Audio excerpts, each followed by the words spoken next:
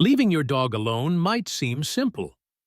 You grab your keys, say goodbye, close the door, and head out for work, groceries, or maybe a dinner with friends. But have you ever stopped to wonder what's really going on behind that door once you're gone?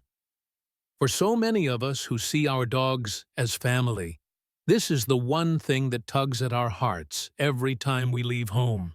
Because behind that wagging tail is a small, silent question. Will you really come back? And the truth is, sometimes our love can accidentally make things harder for our dogs when we're not there. You see, over the years, millions of loving owners, people just like you, have tried to ease that loneliness with hugs, long goodbyes, treats at the wrong moment, or letting their pup follow them from room to room, right up until the last second. It feels kind. It feels loving. But to a dog's mind, these moments can turn into confusion, even panic. The good news? A few small changes, proven by science and by countless dog parents, can turn your departure from something your dog dreads into something they barely notice. In this video, we're going to walk through 12 of the biggest mistakes people make when leaving their dogs alone. And more importantly, exactly what to do instead. Some of these might surprise you. Some might feel a little tough at first. But every single one is worth it if it means your dog will feel safe, secure, and ready to greet you at the door with that calm, happy tail wag you love so much. So grab a cup of coffee, settle in, and if you haven't yet, hit that subscribe button to join thousands of caring dog owners just like you. Let's help your best friend feel just a little more at ease every time you step out the door. And don't blink, because mistake number 12 is coming up next. Let's start with something that hits home for so many of us: the morning rush. For folks who aren't exactly bright-eyed early risers, mornings can already feel like a race against the clock. Maybe you snooze your alarm a few times, pour a quick cup of coffee, throw on your jacket, and as you're grabbing your keys, you glance down at those eyes looking up at you. It's tempting to give them one last scratch behind the ears and dash out the door. But here's the truth. Rushing out at the last minute without a second thought is one of the first mistakes many loving dog owners make. Your dog wakes up when you do. Their little world starts and ends with your steps around the house. So when you hurry, you're passing all that tension to them. Instead, wake up just a few minutes earlier and use that time to give your dog what they crave most: your calm presence. Take them for a longer walk than usual. Let them sniff, trot, and tire themselves out. A well-walked dog is a dog that's ready to nap, not to worry. You might carry a bit more yawning into your day, but your dog will carry peace into theirs. And speaking of those last-minute moments, how many of us can't help but turn back at the door for one more goodbye? It's human nature. But here's the twist. When you make a big deal of your leaving, your dog learns that leaving must be a big, scary deal. They feed off your energy. If you panic, they panic. So the better way? Keep it simple. A quiet pat, a calm word like, "I'll be back," and then out the door you go. Over time, that steady signal tells them there's no need to fret. You always come home. But what about when you do come home? Mistake number 10 is just as common. Many of us throw open the door and celebrate like we've been gone for a decade, even if it was just a few hours. Sure, your dog loves the excitement, but all that fuss teaches them to rev up every time you return. Instead, come in calmly. Drop your bags, hang up your coat. Let your dog settle down from that burst of joy. When they're calmer, that's your cue for all the pets and belly rubs you want to give. It may feel a bit odd at first, but it helps your dog find balance between missing you and trusting you'll always be back. Next up is a messy one. Literally. Many dogs left alone for too long find ways to self-soothe that we humans don't love, like chewing the couch or worse, having accidents inside.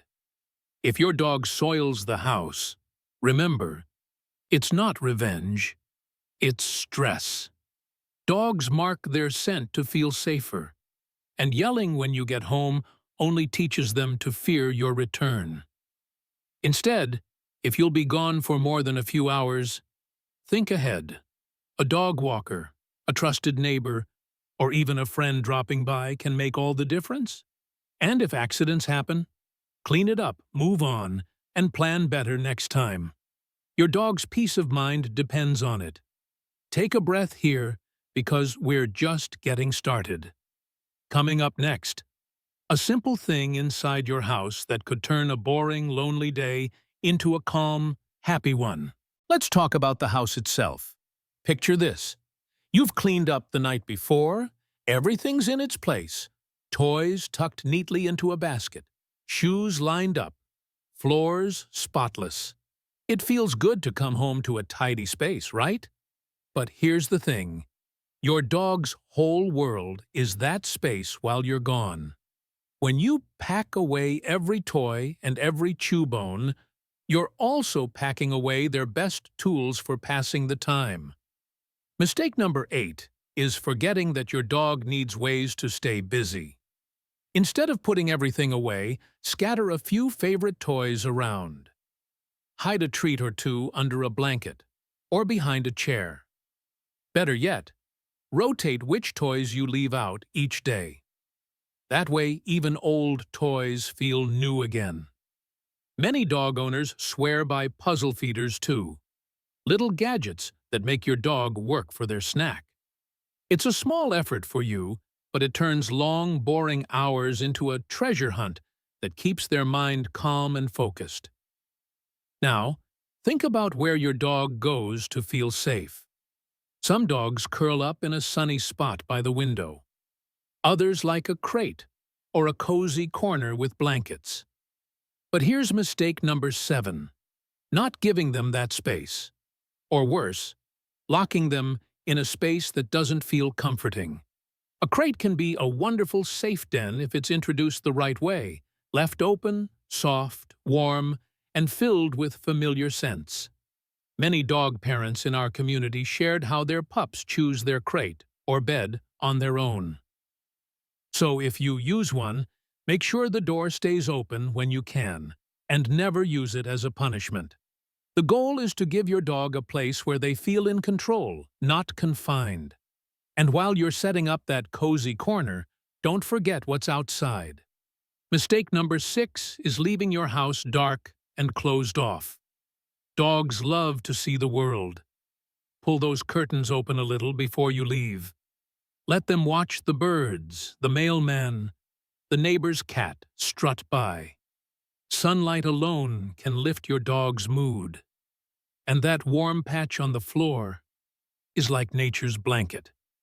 It costs you nothing and means the world to a dog who spends hours waiting for you to come home. Of course, some folks like to leave the TV or radio on too, and that brings us to mistake number 5. Playing something familiar, like a calm talk show or soft music, can help cover up noises that might startle your dog. But here's the trick. Don't just flip on a random channel. A sudden loud commercial, gunshots in a movie, or a noisy storm scene can make things worse, not better. So pick a gentle playlist or a favorite station you know won't surprise them. Some people even swear by special dog music channels that help calm nervous pups. And here's a tip pulled straight from other dog parents. Leave behind a t-shirt or blanket that smells like you. It's amazing what a familiar scent can do. It tells your dog you're still here in some small way, even when you're not. So you've given your dog toys to play with, a safe space to curl up, sunshine to nap in, and a calm soundtrack to soothe their ears. Sounds pretty good, right? But we're not done yet. There's still one big debate among dog lovers everywhere. Should you ever close that crate door? And what if you're gone longer than you planned? Stick with me, because what comes next might just change how you see that crate forever. Here's where things get a little more personal, because how you handle this next part can shape your dog's trust in you for years to come. Mistake number 4 is expecting your dog to suddenly be fine with being alone all day without any practice. Dogs, just like people, need to build up their confidence step by step. Imagine teaching a grandchild to swim. You wouldn't toss them straight into the deep end and hope they figure it out. You'd start in the shallow water, hold their hand, and help them learn to float before you ever let go. It's the same here. Instead of disappearing for hours on day 1, ease into it. Give your dog a simple cue, something like, "I'll be back." Say it calmly, step outside for just a minute or two, then come right back. No big fuss, no big greeting. Slowly stretch that time out, 5 minutes, 10, then maybe a short trip around the block. What you're teaching is golden. No matter how long you're gone, you always come back. This little habit is backed by studies showing that dogs feel safer when there's a clear routine and a sign that their person isn't gone forever. But what if you work full days? That's where mistake number 3 comes in, ignoring how powerful a predictable schedule can be. Many dog owners don't realize that dogs really do keep track of time in their own way. They know when the mail truck comes, when the kids get off the bus, when the house settles at night. So if you usually come home at 5, but suddenly it's 7, that quiet waiting can turn into anxious pacing. Do your best to stick to a regular routine when you can. If your workday runs long sometimes, maybe ask a friend or neighbor to stop by and break up that stretch. For your dog, that simple visit is a lifeline, a reminder that they're not forgotten. Now, let's circle back to that crate, because this is where the big debate really heats up. Mistake number 2 is using a crate the wrong way, turning what should be a safe haven into a locked cage that feels like punishment. Over the years, some people have misunderstood crates. The truth is, dogs are natural den animals. Many find comfort in a cozy spot that's all their own.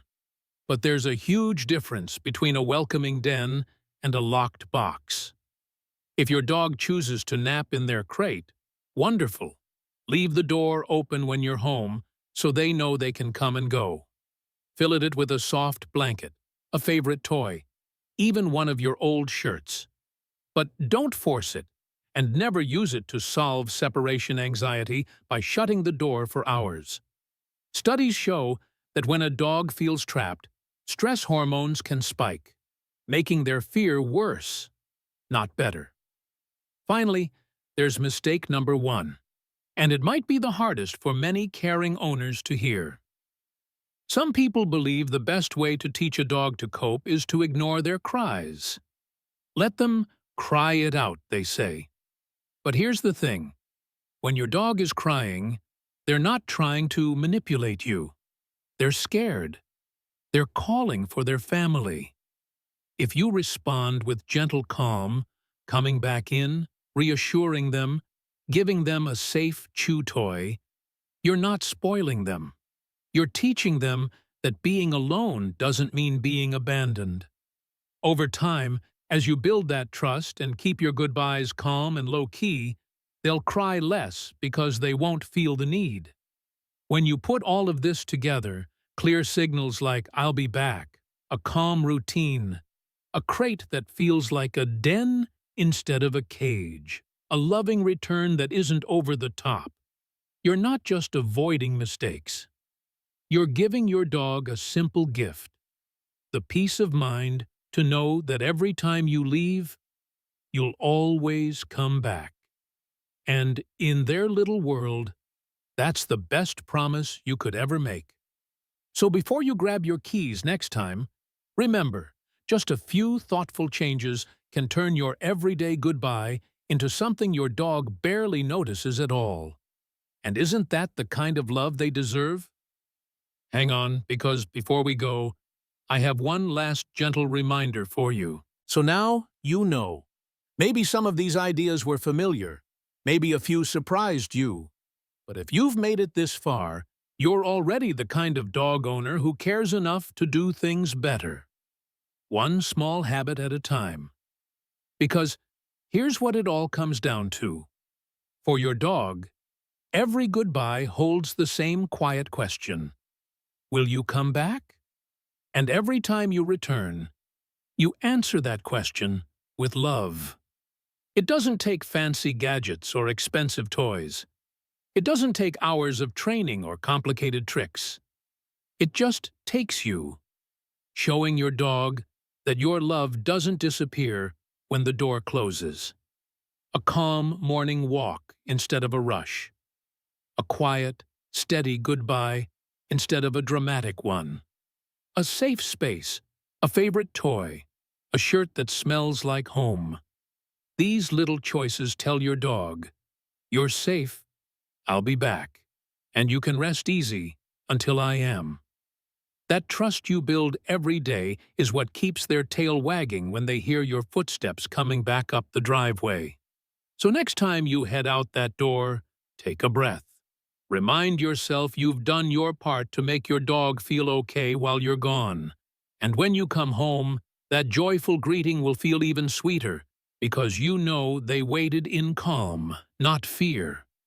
If you found this helpful, I'd love for you to hit that subscribe button and join our family of dog lovers who believe every pet deserves to feel safe and loved. And don't stop here.